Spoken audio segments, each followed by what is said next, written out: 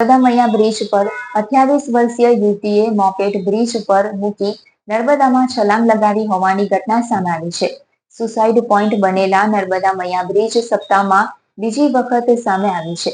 1.84 કરોડના ખર્ચે બ્રિજની બંને તરફ જાળી લગાવાશે. જોકે જાળીની કામગીરી વહેલી તકે શરૂ કરવા માંગ કરાઈ છે. ભરૂચની નર્મદા નદી ગુજરાતની જીવાદોરી તરીકે ઓળખાય છે, પરંતુ ભરૂચમાં નર્મદા નદી ઉપર બનાવેલ નર્મદા મૈયા બ્રિજ પર લોકો માટે મોતનું વહાલું કરવા માટેની ઓળખ બની ગયું છે. આત્મહત્યા કરવા માટે લોકોની પસંદગી બની ગઈ છે.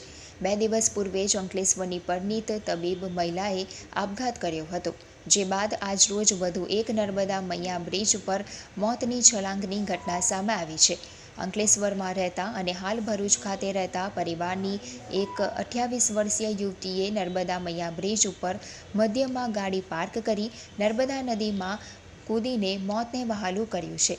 જોકે ઘટના પરિવારના આક્રંદ વચ્ચે યુવતીના નામની પુષ્ટિ થઈ નથી. આ વચ્ચે સામાજિક કાર્યકર ધર્મેશ સોલંકીની ટીમ અને ફાયર ટીમ તેમજ સ્થાનિક નાવિકોની ટીમ મૃતદેહ શોધવાની તજવીજ શરૂ કરી હતી. અત્રે ઉલ્લેખનીય છે કે અંકલેશ્વર ભરૂચને જોડતા નર્મદા મૈયા બ્રિજ પરથી આત્મહત્યાના વધતા બનાવો અટકાવવા સામાજિક કાર્યકરો દ્વારા બ્રિજની બંને તરફ જાળી લગાવવાની માંગ કરવામાં આવી હતી. ત્યારે રાજ્ય સરકાર દ્વારા 1.84 કરોડના ખર્ચે બ્રિજની બંને તરફ જાળી લગાવવા માટે મંજૂરી આપવામાં આવી છે. ભરૂચના સામાજિક કાર્યકરોએ બ્રિજની બંને તરફ જાળી લગાવવાની માંગ કરી હતી.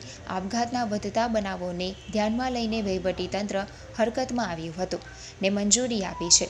ત્યારે જલ્દીથી કામગીરી શરૂ કરવામાં આવે તેવી માંગ કરાઈ રહી છે. નર્મદા મૈયા બ્રિજ જ્યારથી ખુલ્લો મૂકવામાં આવ્યો છે ત્યારથી આજ દિન સુધીમાં કેટલાય લોકોએ પોતાનો જીવ ગુમાવ્યો છે.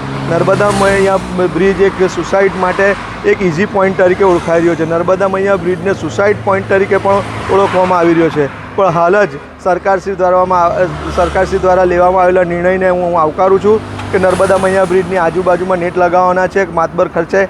તો આ એક સરાહનીય કામગીરી છે. સરકારશ્રી દ્વારા જે કંઈ પણ આ પગલું લેવામાં આવ્યું છે એ આવકાર્ય છે, જેથી કરીને આવા ઘણા લોકો જે પોતાનો જીવ અહીંથી ઇઝી ગુમાવતા હતા, જેથી મોતની છલાંગ લગાવતા તે લગાવતા બંધ થશે. મેં વારંવાર મીડિયાના માધ્યમથી લેખિત તેમજ વારંવારની રજૂઆતને સરકારે ધ્યાને લઈ અને આ જે કંઈ પણ નિર્ણય લીધો છે નેટ બાંધવાનો એ ખરેખર પ્રશંસનીય છે અને અમે સરકારશ્રીનો આભાર માનીએ છીએ.